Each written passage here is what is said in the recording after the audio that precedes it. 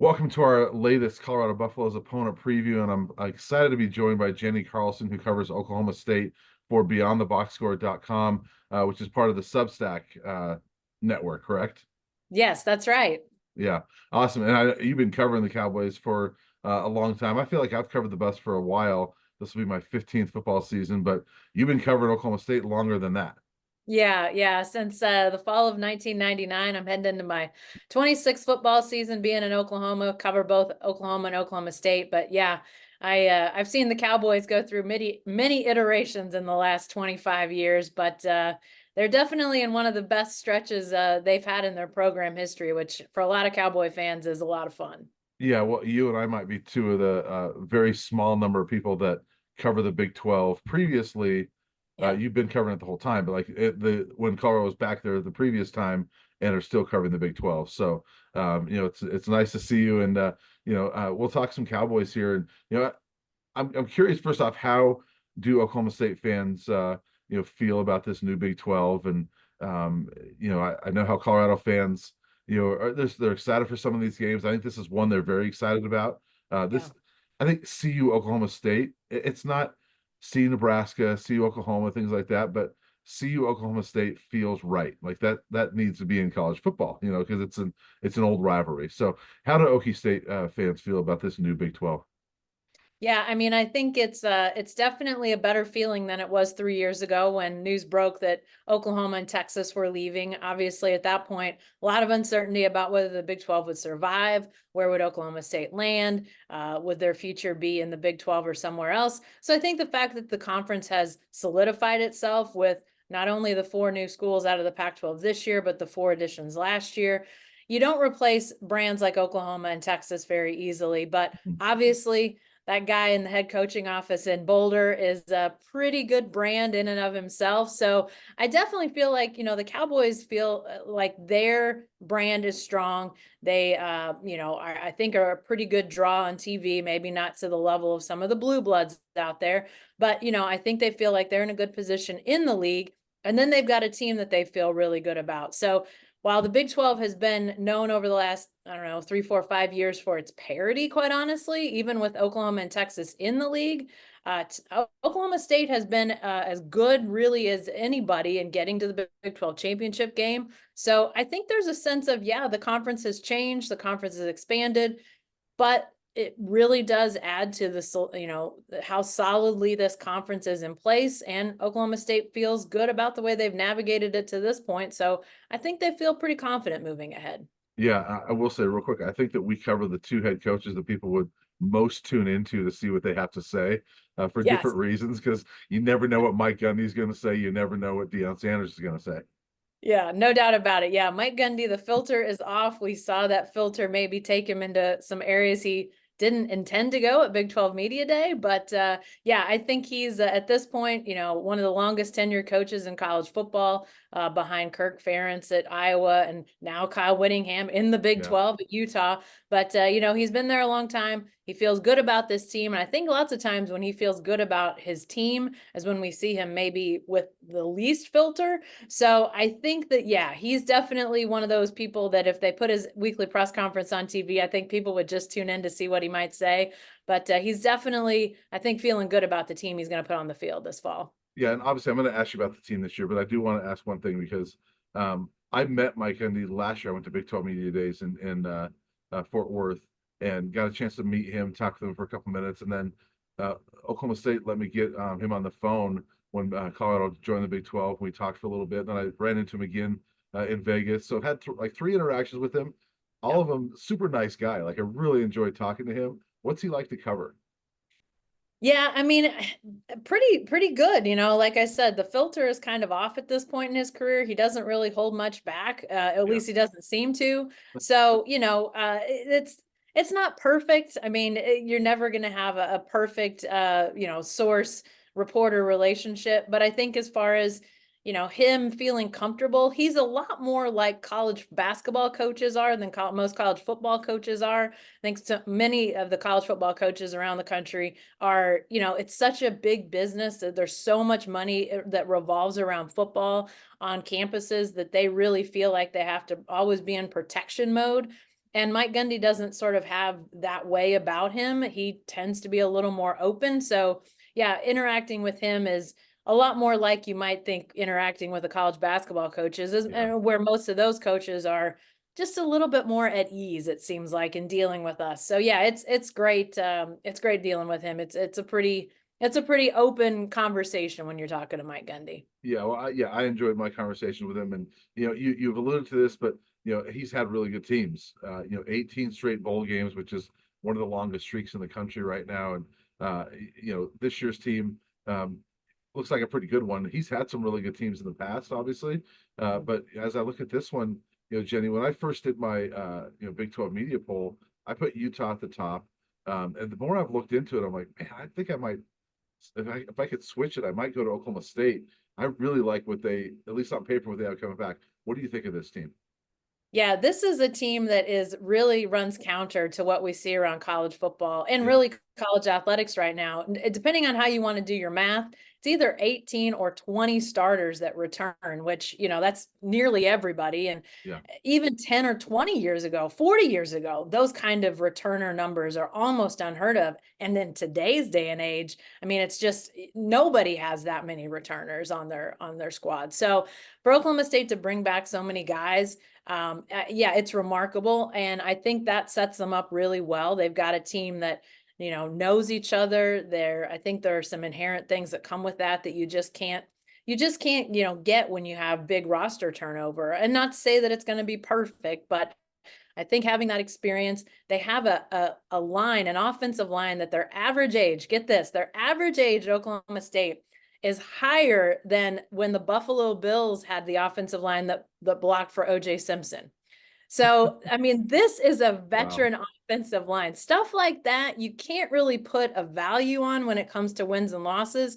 But obviously, that is going to be big. But then I think probably the biggest thing is that one of those 18 or 20 or how many ever returners you want to say they have, one of those returners happens to be Ollie Gordon, a guy that really burst onto the scene last year at running back, won the Doak Walker, got Heisman votes, is probably one of those guys that if he comes out and starts putting up big numbers will be in the Heisman conversation again, which obviously in today's era, quarterbacks tend to be the yeah, leaders when it comes to the Heisman Trophy. But I think if he can put up some of the big numbers that he put up last year, which he had some 300-yard rushing games, which it's crazy. It's crazy numbers that he was putting up a couple points last year. If he can do that sort of thing again, I think that's going to be significant for this team. It runs contrary to most of college football when teams are throwing it around like they are. I went to SEC Media Day after I went to Big 12 Media Day, and pretty much every team brought a quarterback to SEC Media Day. Only one brought a running back. So it tells you something when huh, the SEC, sort of the ground and pound and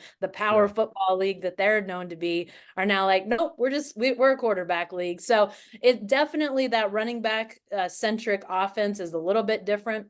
Oklahoma State to really maximize is going to have something out of the passing game. You just can't allow defenses to crowd the box and just stop Ollie Gordon. He's great, but he's not superhuman. So, Alan Bowman, who is in his 7th season as a college football player, is going to be quarterbacking the Cowboys. And then they've got a wide receiver group that's not super deep, but the three guys that I think they're looking to depend on most, Brendan Presley, Rashad Owens, and Dejon Stribling. Stribling was a transfer last year who got hurt early in the year. But if those three guys can make some plays in the pass game, if Bowman can make some plays and really keep defenses honest, I think that's the kind of offense that they're going to look to build around and really let Ollie Gordon do what Ollie Gordon does. And their defense, they've got a second-year defensive coordinator last year. They really saw some good returns and some improvements as the season went on, but I think they're looking to make even bigger strides year 2 under their defensive coordinator, Brian Nardo. So lots to like, but I think it really kind of all revolves around Ollie Gordon and that offense. Yeah, and I agree with you. And it's such a good running back league. You mentioned the SEC quarterback league.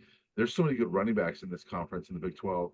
Ollie Gordon was one of several 1,000-yard rushers that are coming back actually. But I wonder if when I look at this team, if the key to them to Oklahoma State taking the next level is Alan Bowman being in his second year. Transfer from Michigan and previously played at was it Tech? Texas Tech. Yeah, Yep. Yep. and previously played at Tech, didn't play much at Michigan. comes here last year, finally secures that job a few weeks into the season. Do you feel like him being more comfortable being second year at Oklahoma State, is that a key to this team maybe taking that next step? I think so. And yeah, you mentioned the fact that he wasn't named the starter until really after non-conference play. They had him and two other quarterbacks that they used in the non-conference, the three non-conference games, kind of like a pitching rotation. They have a starter, a middle reliever, and a closer. And they basically, whenever that first third of the game was over, that guy was out and the second guy was in. And it didn't matter how well the first guy was playing or how well the second guy played when he came in. They stuck to that rotation to give those three guys a chance to all show what they had. And I think what that did, I mean, they lost a game in there that they probably should have won to South Alabama. You can argue that that was maybe detrimental to their season, but they still made the Big 12 title game, still made a good bowl game. So I'm not sure that killed them, but I think what it did was it kept Alan Bowman from having all of those first team reps with the offense. And Yeah, there's something to be said for timing with, your receivers, with you getting to really be comfortable with your offensive line. And so while he had a good amount of time with those guys, he didn't have the full amount. So I right. think knowing that he's the guy in spring practice, in fall practice, in game week practice, I think that's going to continue to move him forward. But yeah, I think him really being able to make good decisions. He doesn't have to necessarily go win a ton of ball games for this team, I don't think, but he does have to be a good game manager, and really, no mistakes. Don't turn it over. Don't throw it to the other team. I think those are the types of things that they're going to need Alan Bowman to do a lot of this season. Yeah, the other thing is I look at this team, and you can correct me if I'm wrong, but is that defense has to get better. I mean, they were not great last year, but returned almost everybody. They got two all-conference linebackers. That looks to me like that's the strength of this defense. But how much better does that defense have to be for Oklahoma State to again be in that conversation where they're in the playoff, maybe? Yeah, I think it definitely has to improve. And I think they feel like they are going to improve. You mentioned, their linebackers, Nick Martin, Colin Oliver are really the guys that defense revolves around. Kendall Daniels in the secondary is also a guy that, when you see him, you think, dang, this is a pro level safety. So they've got some guys that will play and do well individually. But yeah, they really need to coalesce around Brian Nardo and his defense. They changed defensive schemes with him a year ago. So, a lot of veteran guys had to relearn relearn a defense. And so I think that was probably part of what you saw was, guys just figuring out where do they fit in? What does this look like? How are they supposed to adjust? And I think we saw them improve as the year went on.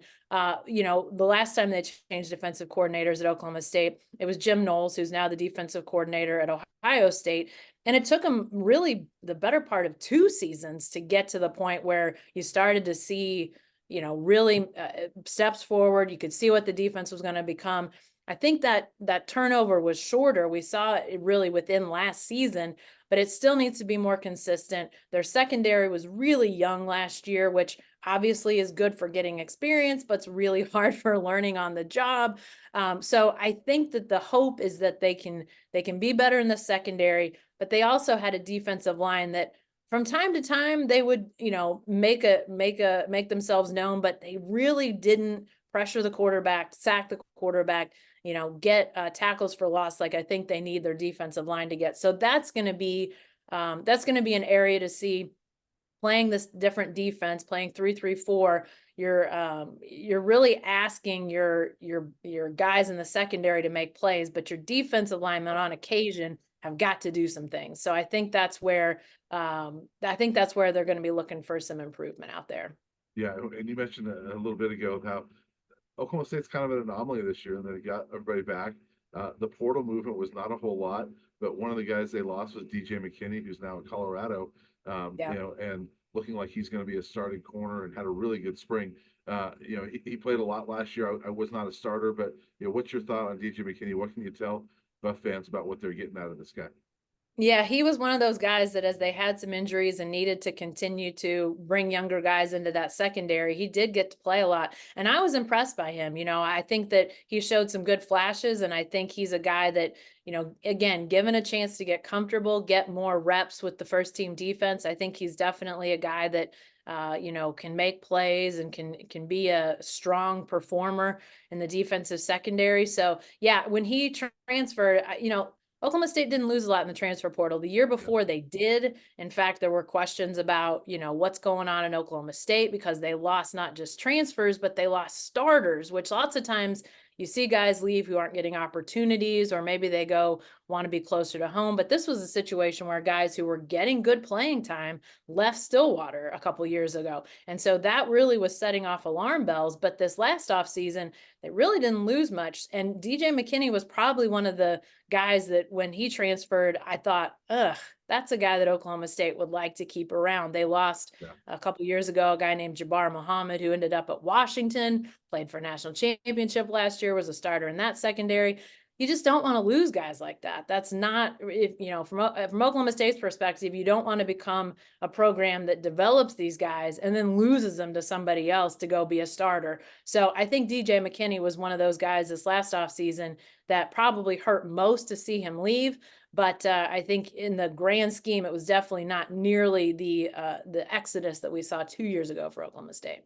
Yeah, well, Buff fans are excited to have DJ because they're liking what he did this spring, and I think he's going to give them some options, at Yeah. corner. So it'll be interesting to see that. But this game, it'll be the finale, the regular season finale, when Oklahoma State comes to Boulder for the first time in a long time. I don't even remember the last time they were here. The only time I've ever covered Oklahoma State was the Alamo Bowl, which wearing the hat right here, and it didn't go well for the Buffs. But I know Buff fans are hoping that there's something on the line that they're playing for. Oklahoma State could be playing, to get into that big that almost said pack that Big 12 title game. But are you looking forward to coming to Boulder that last game and spending your Thanksgiving in Boulder, Colorado? Absolutely. Yeah, definitely a game I'm looking forward to. I think Cowboy fans and the Cowboys themselves are as well. Obviously it has been a while since there was a game in Boulder between these two teams. I think this is one of those environments, especially in the last year or so, that's been restoked to be one of the, more, active environments, lively environments. Is obviously a beautiful setting there in Boulder. Being where it is in the mountains and Ralphie and all of the things that come with Colorado football. And now people are super excited about Dion and what he's done there. But yeah, I think, where these two teams are when they meet is it's a great question. It's a great unknown. Oklahoma State's two toughest games, at least on paper, are their first two in Big 12 play. They open with Utah at home, and then the very next week they go to Kansas State, a couple of teams that, along with Oklahoma State, probably Kansas and maybe Arizona are the five teams that people expect will probably be in the race most for the Big 12 title game.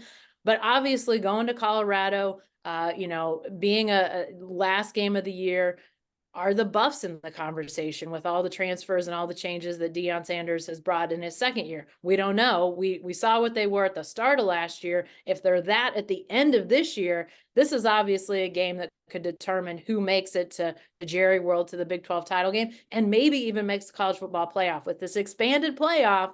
more games mean more later in the year. And this is one of those games that, depending on how these two seasons go, could be really, really high stakes in Boulder come November. Well, it's already set up for national TV. It's at 10 a.m. I think ABC. Is that right? Yeah, I So I it's can't already wait. set up. Yeah. And I do want to ask you one more thing because, Yeah, Colorado, a lot of the talk about them when they left the Big 12 uh, 13 years ago, 14 years ago, whatever, was that Nebraska was always kind of their rival, and they don't have that anymore. And they've never really had one. Like the Pac-12 tried to manufacture Utah and CU, but it never really felt right. And, yeah, Oklahoma State now loses Oklahoma. yeah, Who is their rival now, and could it be Colorado? I mean, can these two teams like, hey, we don't have a rival. Do you guys want to be our yeah. rivals? Like, is this one that could be a rivalry? I think it could be, and you're right. I think one of the things that most strikes me about this changing, evolving Big 12 is that it doesn't include a Bedlam rivalry anymore. Yeah, One of the oldest rivalries in all of college football is not going to be played this year, and it's going to be weird. It was weird last year to think it was the last one on the schedule. I think at some point it'll get back on the schedule. Maybe I'm glass half full on that, but Yeah. I think it will get back at some point. But clearly, the old Big Eight rivals getting a chance to renew their rivalry, and especially if this game this year is a high stakes game, I think it only helps to make the possibility of a rivalry built, even higher. I think anytime you get sort of that bad blood and close games and high stakes games, that helps to start to stoke some of that. I think for Oklahoma State right now, as they look around for rivals, somebody like Texas Tech is probably towards the top of that list. A team that, again, they've played on a regular basis. Sort of a similar type of mindset in terms of the fans and sort of fighting for their standing in the college football world. I mean, all those sorts of things I think probably lean towards maybe somebody like Tech becoming a rival, but clearly Oklahoma State is trying to figure out who that next big rival is. And